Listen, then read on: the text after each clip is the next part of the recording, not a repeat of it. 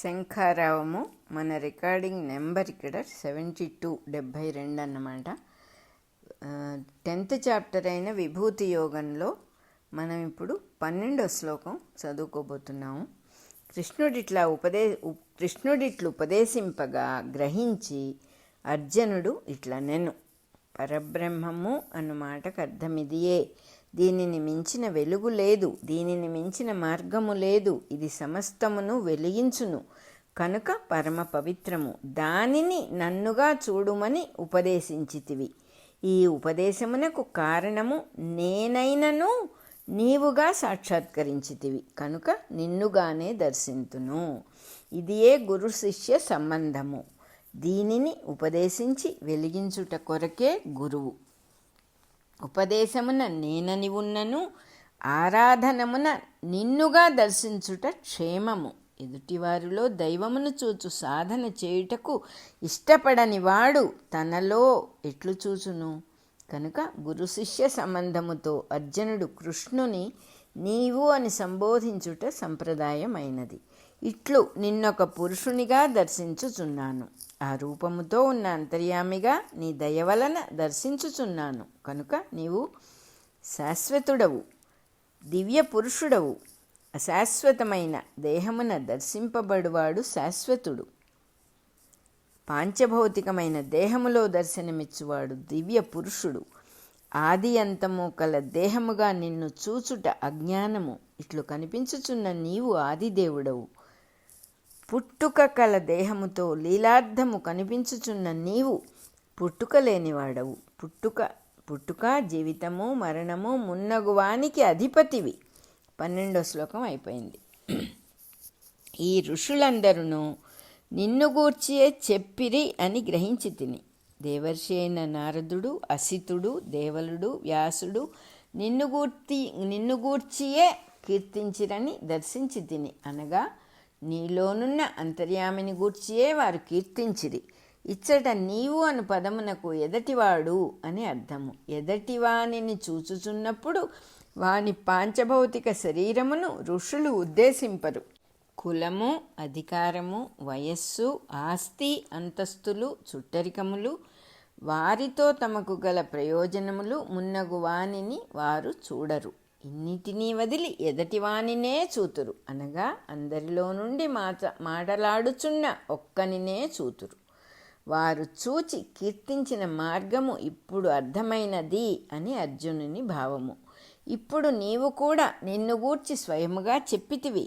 నేనని చెప్పినప్పుడు అంతర్యామినే ఉద్దేశించుచు సంభాషించితివి. అట్టి స్థితిలోనే వ్యవహరించుచు దేహధారివై చరించుచున్నావు కనుక అంతర్యామి యొక్క అవతారమూర్తివి అని అర్థము.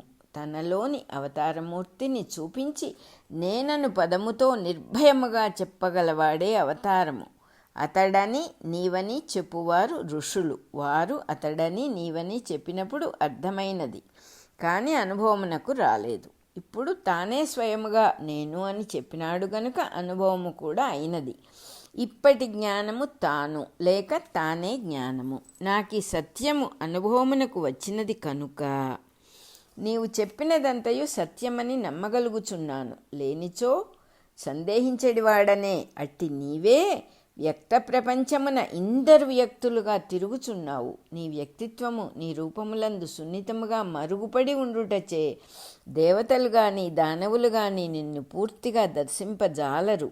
గాలి, నీరు, నిప్పు మొదలగు వాని ధర్మములను నిర్వర్తించు ప్రకృతిలోని ప్రజ్ఞలే దేవతలు. దేహమందు నీరుండును, దానిని గుర్తించుటకు నదులలోని నీటికి బుద్ధి ఉండదు కదా. దేహమునందు నీరు, వేడిమి మున్నగు దేవతలు ఉన్నారు. దేహము గలవాడు నీటిని నిప్పును గుర్తించుచున్నాడు. ఈ విధముగా నీకు దేవతల సంగతి తెలియను గాని దేవతలకు నీ అంతు తెలియదు. ఇక దానవులనగా అహంకరించువారు గనుక వారు మానసిక గుణముల రూపమున ఒకరినొకరు చూతురు గాని అంతర్యామిని చూడరు. మానసిక గుణములతో చూచున్నప్పుడు సంబంధములు మంచి చెడ్డలు ఎదటివారిలో కనిపించును గాని అందరిలో ఉన్నవాడు కనిపించడు. ఇట్లు దానవులు అసలే చూడలేకున్నారు. 13, 14 శ్లోకాలు అయిపోయినాయి. తన్ను తానే స్వయముగా ఎరిగి ఉండుటయే నీలోని పురుషోత్తమత్వము. తాను ఉన్నట్లు ప్రతి వ్యక్తికి సహజముగా తెలియను, మరి ఒకరు చెప్పి అభ్యాసము చేయింపనక్కరలేదు.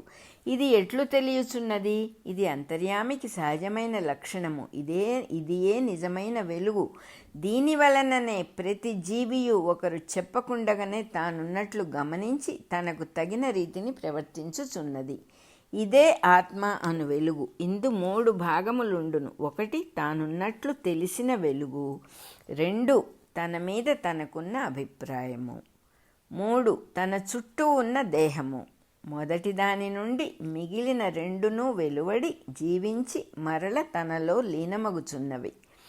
ఇందు మొదటి భాగమే పురుషోత్తముడు, 2వ భాగము అక్షర పురుషుడు, 3వ భాగము క్షర పురుషుడు. తాను మిగిలిన 2 తత్వములను తన యందు భావన చేసుకొనుచున్నాడు. ఈ భావనయే సృష్టి. ఒక రచయిత తన మనస్సున నాటకమందలి పాత్రలను సృష్టించి వదలుచున్నాడు. వారు సంభాషణలు సన్నివేశములు నిర్వహించుచున్నారు. ఇది కేవలము రసానందము కొరకు.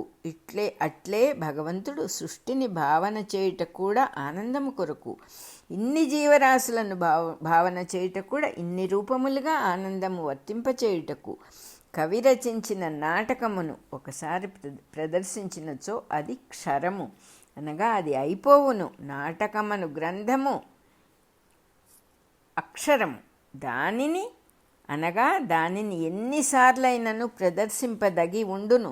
దానిని సృష్టించిన కవి పురుషోత్తముడు. ఒక కవి సృష్టించిన పాత్రలన్నయు కవి వలెనే ఉండవు, అనేక విధములుగా ఉండును. నాటకమున సన్మార్గులు దుర్మార్గులు కూడా ఉందురు, అయినను అందరినీ నడుపునది రచయిత సంకల్పమే. నీవు కూడా అట్లే ఈ జీవరాశులకందరికి నీ ఈశ్వరుడవు. నీపైననే ఆధారపడి వీరందరూ వర్తించుచున్నారు. దేహము ధరించిన వానికి హృదయమున అహంకారముండును, అచటనే ఈశ్వరుడు కూడా ఉండును. దేహముపై ఆధారపడి బంధింపబడిన స్థితిలోని జ్ఞానం అహంకారము. ఇన్నిటికీ కేంద్రమైన జ్ఞానము లేక జ్ఞాని ఈశ్వరుడే. అతనిపై ఇవి అన్నీ ఆధారపడి ఉన్నవి గనుక అతడు బంధింపబడడు. ఈ విధముగా నీవు జీవులను భావన చేయువాడవు, జీవులకు ఈశ్వరుడవు కూడా. నీవు దేవతలకు దేవుడవు.